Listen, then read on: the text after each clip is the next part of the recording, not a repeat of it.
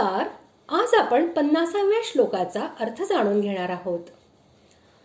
अशा प्रकारे चतुर्भुज रूपाचे दर्शन घेण्यास अर्जुनाला आज्ञा देऊन भगवंतांनी काय केले हे आता संजय धृतराष्ट्राला सांगत आहे. श्लोक 50. संजय उवाच इत्यर्जुनं वासुदेवस्तथोक्त्वा स्वकं रूपं दर्शयामास भूयः आश्वासयामास च भीतमेनं भूत्वा पुनः सौम्य वपुर्महात्मा. श्लोकाचा अर्थ. संजय म्हणाला, भगवान वासुदेवांनी अर्जुनाला असे सांगून पुन्हा तसलेच आपले चतुर्भुज रूप दाखविले आणि पुन्हा महात्म्या श्रीकृष्णांनी सौम्य रूप धारण करून भयभीत अर्जुनाला धीर दिला. भगवान श्रीकृष्ण हे महाराज वसुदेव यांच्या पुत्राच्या रूपाने प्रकट झाले आहेत आणि ते आत्मरूपाने सर्वांच्या मध्ये निवास करतात, म्हणून त्यांचे नाव वासुदेव असे आहे. स्वकम रूपम याचा अर्थ आपले स्वतःचे रूप असा आहे. तसे पाहिले तर विश्वरूप हे सुद्धा भगवान श्रीकृष्णाचेच आहे आणि तेही त्यांचे स्वकीय रूपच आहे.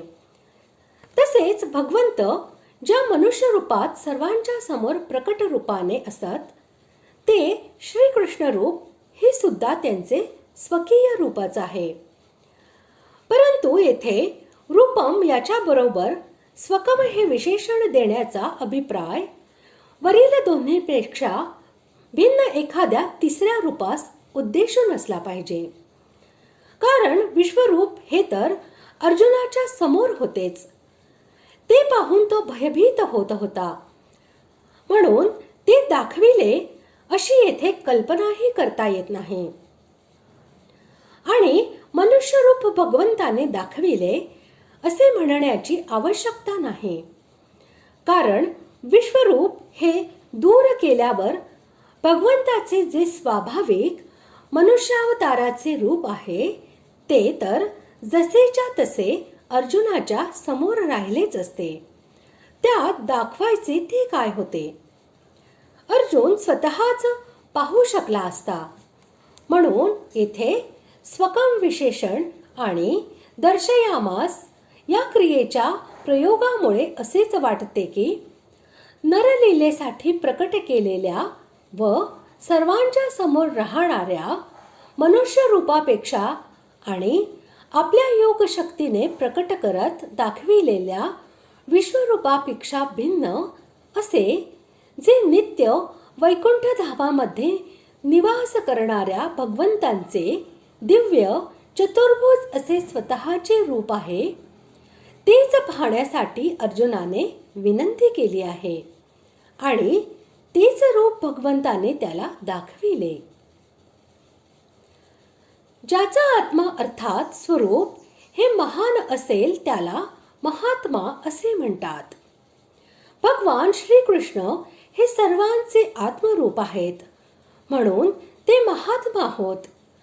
या म्हणण्याचे तात्पर्य असे की अर्जुनाला आपल्या चतुर्भुज रूपात दर्शन दिल्यानंतर महात्मा श्रीकृष्णांनी सौम्य वपू म्हणजे परमशांत अशा श्यामसुंदर मनुष्य रूपाने युक्त होऊन भयाने व्याकुळ झालेल्या अर्जुनाला धैर्य दिले. अशा प्रकारे श्रीकृष्णाने आपले विश्वरूप आवर्ते घेऊन चतुर्भुज रूपाचे दर्शन दिल्यानंतर जेव्हा स्वाभाविक मनुष्य रूपाने अर्जुनाला आश्वासन दिले, तेव्हा अर्जुन सावध होऊन म्हणू लागला. अशा प्रकारे आज आपण 50व्या श्लोकाचा अर्थ जाणून घेतला. पुढील भागात आपण 51व्या श्लोकाचा अर्थ जाणून घेणार आहोत. धन्यवाद.